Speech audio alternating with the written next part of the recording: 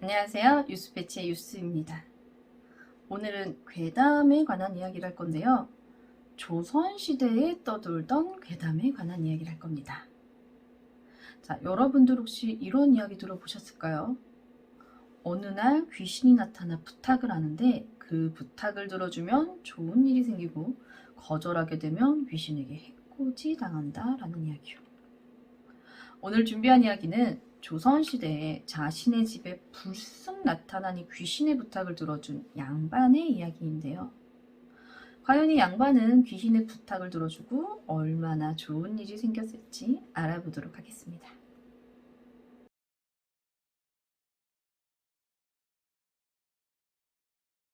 조선시대 남대문 밖에 심씨성을 가진 양반이 있었다고 합니다.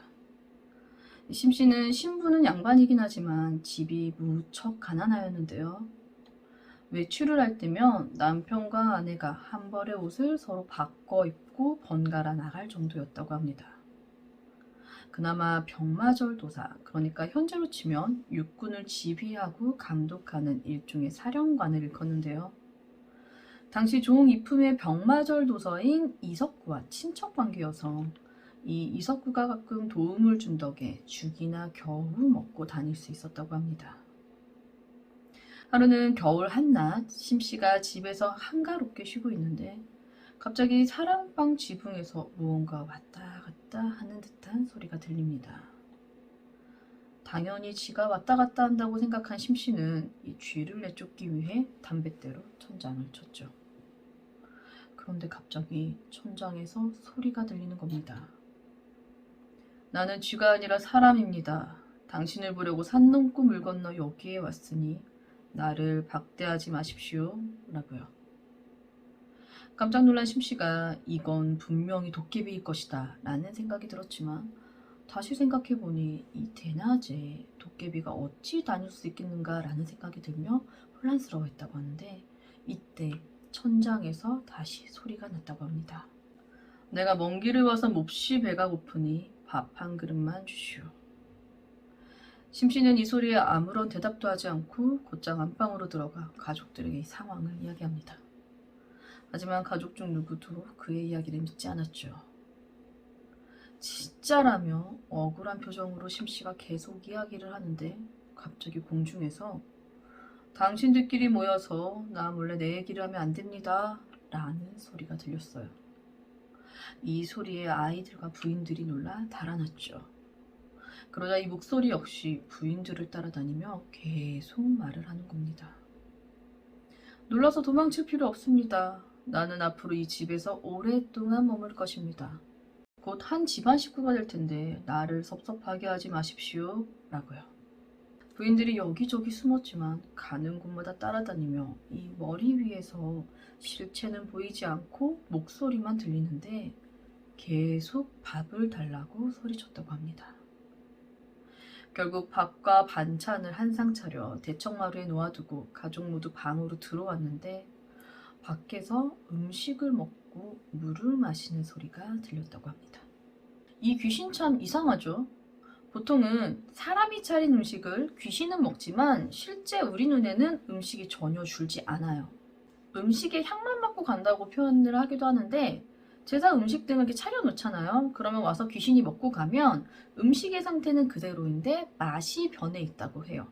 그래서 향만 맡고 간다는 표현을 하는 건데 이 귀신은 남의 집에 산 넘고 물 건너 찾아와 대뜸 밥을 달라 하더니 진짜로 밥을 먹었다는 거예요.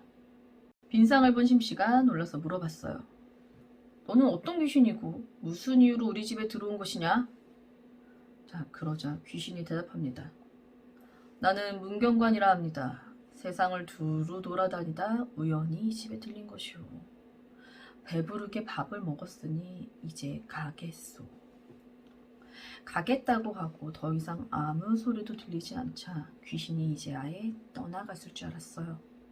그런데 다음날 귀신이 또 찾아와서는 어제처럼 먹을 것을 요구하고 다 먹은 다음 가버리는 겁니다.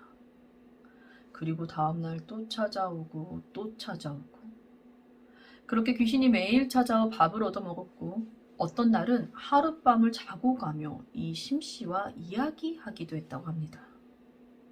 결국 온 집안 식구들이 이 귀신에게 익숙해져서 이제는 얘가 찾아와도 놀라지 않은 상태까지 되었다고 해요. 하지만 귀신이 자꾸 집에 들락거려서 좋을 건 하나도 없겠죠. 심씨가 이 귀신을 쫓아내기 위해 벽에 부적을 붙이고 온갖 잡기를 쫓아내는 물건들을 구해다가 집 앞에 내어놓았다고 합니다. 자, 그랬더니 귀신이 와서는 나는 여기가 아닙니다. 그런 수작이 무서울 리 있겠습니까? 빨리 그것들을 치워서 나 같은 손님을 거절하지 않는다는 뜻을 보여주시오 라고 했다고 합니다. 심씨가 어쩔 수 없이 물건들을 치우고 물어보죠. 너는 미래의 운명에 관해 알고 있느냐? 그러자 귀신이 아주 자세히 알고 있다고 말해요. 심씨가 우리 집의 미래는 어떻게 될 것 같냐고 묻자 귀신이 답해줍니다. 당신은 충분히 69살까지 살겠지만 평생 불우할 것입니다. 당신의 아들은 몇 살까지 살 것이고 손자에 가서야 겨우 과거에 급제할 것이오. 하지만 그나마도 쉽게는 못할 것입니다. 심씨가 좀 놀랐다고 하는데 제가 보기엔 놀랐다기보단 되게 기분 나빠하지 않을까 싶어요. 자, 이외에도 집안 식구 중 어떤 부인은 몇 살까지 살고 아들은 몇 명이나 낳을지 일일이 다 이야기해 주었다고 해요. 그러더니 내가 쓸 곳이 좀 있으니 엽전 200냥만 좀 베풀어 주십시오 라고 합니다. 심씨는 매우 가난했죠. 겨우 죽으로 끼니를 때우는 집에 들어와 매일같이 밥을 축내는 이 귀신 주제에 미래에 대해 알려주고는 200냥이나 달라니요. 이럴 거면 차라리 무당에게 가서 점을 보고 복채를 주는 게 낫죠. 심씨는 우리 집은 가난한데 어떻게 200냥이 있겠냐 라고 하지만 되뜬 귀신이 집안에 숨겨둔 상자 속에 조금 전 빌려온 200냥이 있는 걸 아는데 왜 그 돈을 나한테 주지 않죠? 라며 따지기 시작합니다. 그러고는 당신 집에 아직 쌀이 어느 정도 남아있으니 오늘 저녁밥은 충분히 먹을 수 있을 것이오. 자, 내가 이 돈을 가져갈 테니 화내지 마시길 바랍니다. 라는 말을 마치고는 훌쩍 가버렸다고 합니다. 놀란 심씨가 상자를 열어보니 자물쇠는 그대로 채워져 있는데 안에 돈은 사라지고 없었다고 합니다. 심씨는 귀신 때문에 손해가 점점 커지는 것을 고민하다 부인들과 아이들을 친정으로 보내고 자신도 친한 친구의 집에 가서 자기로 하는데요. 그랬더니 이 귀신이 친구 집까지 쫓아와서 화를 내는 겁니다. 아니 어째서 나를 피해 이런 곳까지 와서 빌어 살고 앉아 있습니까? 당신이 만약 천리를 날아간다 한들 내가 못 찾을 것 같습니까? 라며 이번에는 이 집주인에게 밥을 달라 합니다. 참, 심씨의 친구는 호락호락하지 않았죠. 끝까지 밥을 안 줘요. 그러자 이 귀신이 온갖 욕을 하며 이 집의 그릇들을 깨 부셔버리고 밤새도록 소란을 일으킵니다. 밤새도록 일으킨 이 소란의 친구는 심씨를 원망하며 깨진 그릇값까지 물게 합니다. 결국 심씨는 이 집에서 버티지 못하고 날이 새자마자 집으로 돌아오게 되었는데요. 이 귀신이 부인들의 친정까지 찾아가 똑같은 소란을 피워버리는 바람에 그날 부인들과 아이들도 집으로 돌아와 있었다고 합니다. 이후 귀신은 평소처럼 심씨 집을 들락거렸는데 하루는 귀신이 이제 오랫동안 헤어지고 만나지 못할 테니 부디 몸을 잘 관리하시구려 라고 합니다. 얼씨구 옳다구나 싶었던 이 심씨가 그래 어디로 가든 좋으니 얼른 떠나라 라고 하며 잘 가라고 인사를 해주는데 이게 보자 하니까 귀신이 또 얘기하죠. 우리 집은 경상도 문경에 있습니다. 고향으로 돌아갈 결심을 했지만 노잣돈이 없구려. 그러니 유역전 1000냥만 내게 주시오 라고요. 1000냥이라고요? 1000냥? 심씨가 우리 집이 이리도 가난한데 그 큰 돈이 어디 있느냐며 기가 막혀서 얘기를 해요. 그러자 귀신이 당신 친척인 절도사 이석구 집에 가서 내 이야기를 하면 쉽게 빌려줄 것입니다. 아, 어째서 돈을 안 구해와서 내가 집에 못 가게 합니까? 라고 하는 겁니다. 아니 왜 이리 당당한 거죠 이 귀신? 내가 당신 집에서 소란 피운 걸 이미 절도사도 알고 있을 것이오. 아니 당신이 이것만 해주면 요괴를 쫓아낼 수 있다라고 말하면 어찌 도와주지 않겠습니까? 라고 당당히 귀신이 얘기하니까 기가 막혔던 심씨가 결국 한마디도 못하고 즉시 이석구의 집으로 달려가 그간의 사정을 모두 말합니다. 이석구는 화를 냈지만 결국 돈을 주었다고 해요. 심씨는 이 돈을 바로 주지 않고 상자에 숨겨두고는 돈이 없다고 얘기를 해보는데 귀신은 귀신인가 봅니다. 이미 상자 속에 당신 돈을 가져갔습니다. 하지만 250냥은 남겨두었으니 가서 술이나 한잔하십시오. 라고 인심 쓰듯 이야기하고는 사라졌다고 합니다. 이 심씨 집안의 모든 가족들이 좋아서 기뻐 날뛰며 이날 서로 축하까지 했다고 하는데요. 그러나 열흘이 지나자 또 공중에서 귀신이 인사를 합니다. 화가 머리 끝까지 난 심씨가 소리를 질렀죠.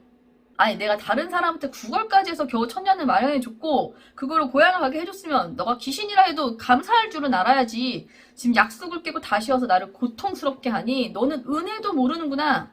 내가 지금 당장 관우 사당에 가서 너에게 벌을 주라고 할 것이다. 자 그러자 태연하게 귀신이 말합니다. 저는 문경관이 아닙니다. 제가 무슨 은혜를 저버렸습니까? 어? 저번에 그 귀신이 아니라고요? 그럼 이번엔 누구죠? 저는 문경관의 아내입니다. 당신 집에서 귀신을 잘 대접한다고 남편이 그러길래 일부러 먼 길을 왔습니다. 아이 그런데 당신은 나를 반갑게 맞이해야지 요긴하고 있군요. 남녀를 모두 공경하는 게 선비일 텐데 당신은 책을 읽으면서 배운 것도 없습니까? 아내라고 합니다. 심씨가 기가 막혀서 헛웃음만 웃었고 이 아내 귀신이 또 날마다 찾아왔다고 하는데 이후로는 심씨의 소식이 끊겨 어찌 되었는지 알 수 없다고 합니다. 당시 조선의 호사가들이 앞다투어 이 심씨 집에 가서 귀신과 이야기를 했으니 이 심씨 집 문 앞이 마치 시장바닥 같았다고 합니다. 학사 이희조는 이 집에 하룻밤 묵으면서 귀신과 대화하기까지 했다고 하는데요. 자, 지금 들려드린 이 이야기는 일명 문경관 귀신이라고 불리는데요. 조선에 떠도는 민담과 야담을 소설 형식으로 기록한 조선 후기의 한문 야담집인 청구야담에 실린 이야기입니다. 이야기 속 귀신이 진짜 어이가 없죠. 왜 이렇게 당당한 건지. 근데 저는 저 이야기가 진짜 귀신이라는 게 어떤 존재인지를 정말 잘 나타내고 있다고 생각하거든요. 제가 어렸을 때 할머니에게 들었던 딱 그 귀신의 모습이었던 것 같아요. 이야기를 보면 심씨가 귀신한테 엄청 베풀어줘요. 근데 이 베풀수록 귀신은 당연히 받아들이면서 더 큰 것들을 요구하죠. 그리고는 자기는 떠나면서 자신의 아내를 잘 대접받게 하기 위해서 이 집으로 또 보내요. 귀신이 한 번 든 자리는 계속 귀신이 꼬인다고 하는데 이게 원래 얘처럼 귀신이 자꾸 다른 귀신을 불러들여와요. 귀신이 얼마나 이기적인데. 그냥 귀신은 귀신일 뿐이에요. 고마움을 아는 건 진짜 흔치 않은 경우라는 거죠. 이번 이야기는 조선의 야담을 모아놓은 이 모음집인 청구야담에 실린 귀신의 부탁을 들어주었다가 봉변당한 한 양반의 이야기, 문경관 귀신 이야기였습니다. 보통은 귀신이 나타나 부탁을 하거든 들어줘야 한다고들 하시는데 어렸을 때부터 이런 이야기를 워낙 많이 들었던 그런 환경에 자랐던 저는 오히려 귀신은 귀신일 뿐이라며 귀신들이 하는 이야기에 어떠한 것도 귀 기울이지 말라고 늘 들었었거든요. 귀신의 부탁을 들어줘서 좋은 일이 생긴다고 해도 귀신이 물어다준 이 좋은 일이라는 것이 결국 나중에는 그걸로 인해 더 큰 화를 불러온다고 하더라고요. 근데 또 한편으로 생각하면 안 들어주면 해코지를 하잖아요. 되게 독한 귀신의 경우 목숨까지도 앗아가 버릴 수 있는 건데 그렇다고 부탁을 들어주면 이야기 속 심씨처럼 귀신이 들러붙는 경우도 비일비재하고. 자, 여러분들에게 귀신이 부탁을 해온다면 어떻게 하시겠어요? 귀신의 어떤 부탁을 어떻게 들어줘야 할지는 다음 이야기에서 다뤄보도록 하겠습니다. 자, 이번 이야기는 여기까지고요. 저는 또 다른 조선시대 귀신 이야기를 들고 오도록 하겠습니다. 뉴스패치의 뉴스였습니다. 다음 이야기도 많은 관심 부탁드립니다.